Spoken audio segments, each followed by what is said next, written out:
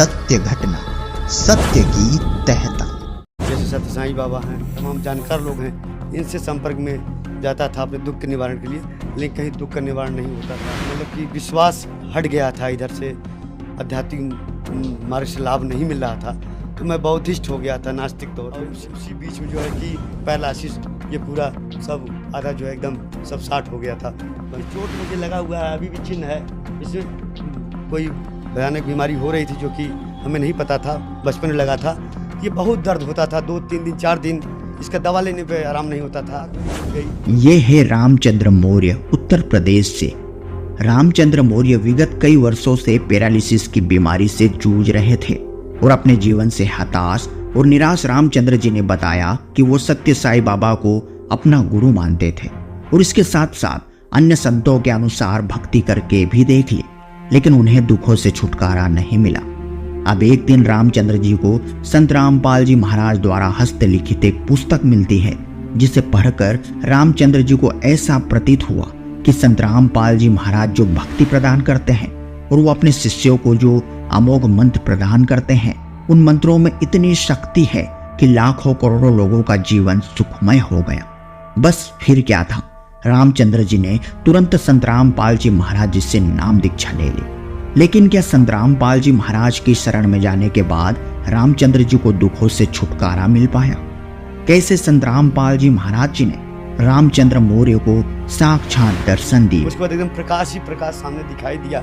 उससे परमात्मा मतलब एक स्वरूप जैसे रूप में, प्रकाश पुंज के रूप में ऐसे बोले। कैसे परमात्मा ने रामचंद्र मौर्य को भारी एक्सीडेंट से बचाया और अकाल मृत्यु को टालकर संत रामपाल जी ने रामचंद्र जी को जीवन दान दे दिया। तो मैं गया, अब कोई चांस नहीं है, लेकिन सतगुरु संत रामपाल जी महाराज इस तरह से हमको ऐसे बचाए, वो गाड़ी मेरी ऐसे मतलब कि एकाएक ऐसे टर्न हुई और वो ट्रक जाओ के आके मेरे डिग्गी में लगा, और डिग्गी में जैसे लगा डिग्गी मेरी चूर हो गई, धड़ाम से बोला। और मुझे पता नहीं, जब मैं पूरी आप बीती जानने के लिए बने रहिए वीडियो के अंत तक। सत साहिब। सर क्या नाम है आपका? रामजी मौर्य। सर कहाँ से हैं आप? ग्राम रानीपुर, तहसील मड़ियाहू, जिला जौनपुर, यूपी। सर संत रामपाल जी महाराज से नाम दीक्षा आपने कब ली? 1 मई 2014। सर संत रामपाल जी महाराज से नाम दीक्षा लेने से पहले आप क्या भक्ति साधनाएं करते थे? सर जी, समाज में जो फैली ये साधनाएं हैं, जो भक्ति मार्ग है, इसी अनुसार चलते थे। और जो मतलब कि दुख था, दुख के कारण जो है कि अनेक संतों के पास जो बताए मार्ग उसके अनुसार चलते थे। जैसे सत्य साईं बाबा हैं और जो है कि अन्य जो हमारे यहाँ जोशी हैं, शंकराचार्य, मतलब कि ये तमाम जानकार लोग हैं, इनसे संपर्क में जाता था अपने दुख के निवारण के लिए, लेकिन कहीं दुख का निवारण नहीं होता था। इस नाते जो है मैं मतलब कि विश्वास हट गया था, इधर से आध्यात्मिक मार्ग से लाभ नहीं मिल रहा था, तो मैं बौद्धिस्ट हो गया था, नास्तिक तौर पे। तो बौद्ध धर्म से भी जुटा रहा काफ़ी दिन।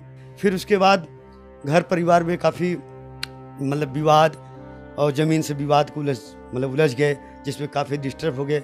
उसी कारण जो है कि हम जो है कि इतना मतलब फ्रस्ट्रेट हो गए थे कि हम जो है कि ऐसे बाहर चले गए, जो है कि बॉम्बे, मतलब कि वहाँ कुछ करने धरने या मतलब अपने आप को सेट करने के लिए। तो वहाँ मैं गया, तो हमारे एक रिलेशन के लोग थे, उनके यहाँ मैं पहुँचा तो उनके यहाँ एक पुस्तक रखी थी, भक्ति सौदागर का संदेश। उसके बाद फिर वहाँ से मैं पुस्तक जब पढ़ा तो मुझे लगा उसमें इतना अद्भुत ज्ञान और ऐसा ज्ञान जो उसमें ये हो रहा है, उसमें लिखा है कि कबीर साहब परमात्मा है। तो इस बात को लेके मैं बड़ा जो है कि हमारे अंदर जिज्ञासा बनी, करी आज तक तो ऐसा ज्ञान किसी ने बताया नहीं कि कबीर साहब परमात्मा है। ये तो हाई स्कूल इंटर में निबंध लिखा जाता था, लेकिन कबीर साहब परमात्मा आज तक तो बताया ही नहीं गया। इस बिंदु पे हमें काफ़ी जानकारी तो मिली और उसमें काफ़ी अच्छा ज्ञान समझ में आया, लेकिन फिर लगा कि जो हमारे यहाँ कबीरपंथी हैं, जो हमारे आसपास लोग हैं, क्या ये भी तो परमात्मा के भक्त हैं। तो इसलिए मैं उस पुस्तक को पढ़ के इतना तो समझ गया था कि कबीर साहब भी पूर्ण परमात्मा हैं, ये समझ में आ गया था। और उसमें जितनी बातें लिखी थी उस ज्ञान आधार पे, उसको भी मन में था कि इसको मिलाऊंगा, देखूंगा कि सत्य क्या है। तो ये 2009 का बात था, 2010 में। उसके बाद मैं बॉम्बे से घर आया। फिर जब यहाँ आया तो यहाँ जो है कि हम जो हमारे यहाँ कबीरपंथी, ये जो मदनपति पंथ है, ये जो हमारे यहाँ जो कि इनका मूल आश्रम है, मतलब कि जौनपुर ज़िले में बड़ैया गद्दी है, यहीं से पूरे भारत में इनका संचालन है। इनके बहुत छोटे छोटे बड़े आश्रम हैं। तो मैं यहाँ के जो संत लोग रहते थे, साधु लोग मदन पंथ के, इनसे मिलना, इनसे जुलना, फिर इनके पास जाना, इनके सत्संग में जाना, हर महीने सत्संग होना, जहाँ भी जो सत्संग होता था इनके पास जाना, मिलना, इनसे बात करना कि वास्तव में परमात्मा कबीर साहब हैं, तो थोड़ा हमें बताइए, हमारा दुख कष्ट दूर हो। तो इस विषय पर मैं उनसे जब कहता था कि मैं परमात्मा को कबीर साहब के रूप में मुझे पता चला है, ऐसा ज्ञान मिला है, तो लोग कहते थे कि भाई देखिए, वो संत हैं, वो सदगुरु परमात्मा के अवतार हैं, वो संत रूप में मतलब कि कबीर साहब सदगुरु हैं, इस तरह से लोग बताते थे। लेकिन मैं ये कहता था उनसे कि परमात्मा कबीर साहब हैं, ये बताओ आप कैसे हो कबीर साहब परमात्मा, ये आप सिद्ध करो। तो वो जो उनके पास शब्द था, साखी था, या जो उनके पास ज्ञान था, उस आधार पर हमें वो बताते थे कि इस तरह से मतलब कि कबीर साहब परमात्मा है। तो वो संतुष्ट नहीं मैं हो पाता था उनसे। तो इस तरह से वो लोग हमें कहते थे, नहीं आप ऐसे लगे रहो, मतलब कि आते जाते रहो, एक समय आएगा आपको सब पता चल जाएगा। इसी तरह से मैं 4-5 साल उनके यहाँ लगा रहा, लेकिन मन में प्रेरणा रहती थी कि हे परमात्मा, अगर कभी भी यह जीव जो है, यह दास अगर आपका ध्यान कर रहा है, तो मेरा अगर कहीं अंतिम समय अगर ऐसा आ जाए या ऐसी स्थिति आ जाए, तो मुझे ज़रूर जो है अपने पास बुला लीजिएगा मालिक, क्योंकि यहाँ तो इस तरीके से ये ज्ञान नहीं बता पा रहे जो मैं खोज रहा हूँ, जो मुझे पता चला है। तो ऐसे एक समय आ गया 2014 में, जो है कि हमको जो है कि एकाएक जो है कि फालिस मार दिया, हमारा बीपी हाई लो हो गया, और उसी बीच में जो है कि पैरालिसिस, ये पूरा सब आधा जो है एकदम सब साठ हो गया था बंद। तो इसी तरह से उस समय मैं परमात्मा से बहुत प्रेरणा किया कि हे मालिक, अब स्थिति तो मेरी यह है, तो परमात्मा दया करिए। तो परमात्मा से ये प्रार्थना कर, मालिक कभी इशारा करिएगा, अगर आप धरती पर हो या आपका संत कोई है, तो मुझे ज़रूर परमात्मा दया करिएगा कि मैं मतलब आप तक पहुँच सकूँ। तो परमात्मा का ऐसा कृपा हुई कि उस समय मैं दवा लेता रहा, लेकिन कोई आराम नहीं हुआ। एक दिन परमात्मा को ऐसी दया हुई कि परमात्मा जो है हमें डायरेक्ट जो है कि ऐसे भोर का समय था, उठ ही रहा था, तब तक आँख मेरी मूंद गई। उसके बाद एकदम प्रकाश ही प्रकाश सामने दिखाई दिया। उससे परमात्मा मतलब एक स्वरूप जैसे रूप में, प्रकाश पुंज के रूप में ऐसे बोले कि तुरंत आके तू नाम दीक्षा ले ले, तत्काल आके नाम दीक्षा ले ले।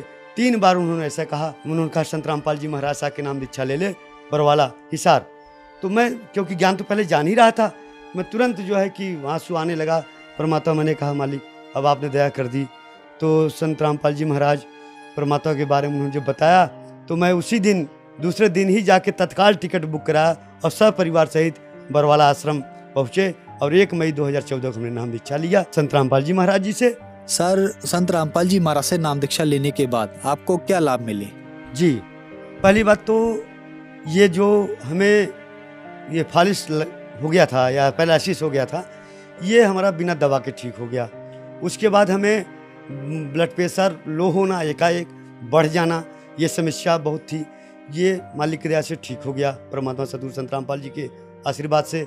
उसके बाद सर में ये चोट मुझे लगा हुआ है, अभी भी चिन्ह है, इसमें कोई भयानक बीमारी हो रही थी जो कि हमें नहीं पता था, बचपन में लगा था। ये बहुत दर्द होता था, 2-3 दिन 4 दिन इसका दवा लेने पे आराम नहीं होता था। तो इस तरह से ये दर्द मेरा गायब हो गया।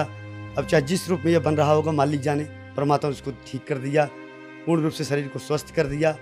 इस तरह से हमें लाभ मिला। इस तरह से सबसे बड़ा लाभ तो ये मिला कि जो मनुष्य जन्म मुझे मिला है, आज जो परमात्मा की खोज थी, वो परमात्मा को पता मिल गया।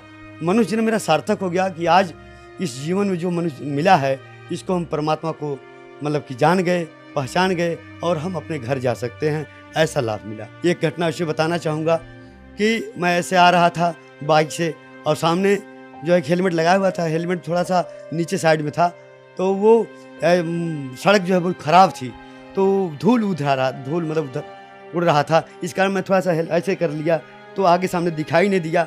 अब जैसे मैं सामने हेलमेट किया, सर उठाया, तो देखा सामने जो ट्रक वो आ रही है।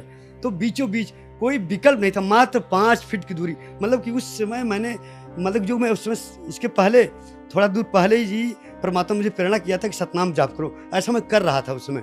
तो उस समय ऐसा लगा तो मैं गया, अब कोई चांस नहीं है। लेकिन सतगुरु संत रामपाल जी महाराज इस तरह से हमको ऐसे बचाए कि वो गाड़ी मेरी ऐसे मतलब कि एकाएक ऐसे टर्न हुई, और वो ट्रक जाओ के आके मेरे डिग्गी में लगा, और डिग्गी में जैसे लगा, डिग्गी मेरी चूर हो गई, धड़ाम से बोला। और मुझे पता नहीं, जब मैं मतलब कि 5 मिनट बाद देखा तो मैं एकदम गाड़ी मेरी साइड में खड़ा हूँ और डिग्गी चूर हो गई और वो गाड़ी आगे वाला जाके खड़ा हो गया, ट्रक वाला। वो देखा मुझे तो बोला कि, मैंने कहा आप जाओ, कोई दिक्कत नहीं, परमात्मा मेरे साथ हैं। जब बाइक ट्रक से लगी और वो जो है कि डिग्गी टूट गया और बाइक मेरी जो है कि हिली नहीं, मैं एक साइड जाके ऐसे खड़ा रहा। तो इस तरह से मैंने देखा कि हे परमात्मा, आज तो आपने जो है कि एकदम बिल्कुल साक्षात मुझे बचा लिया, सदगुरु संत रामपाल जी महाराज। तो ऐसे बहुत से लाभ हुए हैं जिसको बताऊंगा तो काफ़ी समय लग जाएगा। सर, आपने बताया कि संत रामपाल जी महाराज की शरण में आने के बाद आपको बहुत सारे लाभ मिले। तो जो दर्शक आज आपको टीवी पर देख रहे हैं, खासकर मदनपंथी पंथ वाले, उनके लिए आप क्या संदेश देना चाहेंगे?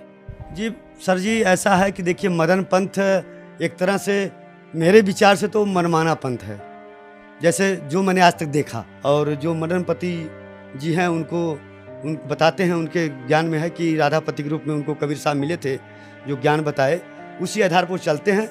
लेकिन पूरा ज्ञान उनका जो है, जो भजन है, जो सत्संग है, वो कबीर साहब पूर्ण परमात्मा के आधार पे है, कबीर बीजक के अनुसार है, इस तरह से वो बताते हैं। और वो जो ये कबीर सागर है या परमात्मा की जो वाणी है, इसको वो उतना नहीं मानते। लेकिन गरीबदास जी महाराज जी का कम से कम 50% 60% बात वो अपने यहाँ जो बताते हैं, उनके सत्संग में है। तो इस तरह से वो ज्ञान बताते हैं, लेकिन कुल मिला के वो परमात्मा को निराकार ही मानते हैं, ऐसा उनका मानना है। लेकिन इस तरह से यह कहीं न कहीं उनका ये ज्ञान गलत है या उनका मनमाना है। इसलिए समाज को चाहिए कि इस विषय पे उनके पंथ के बारे में पूरी जानकारी लें।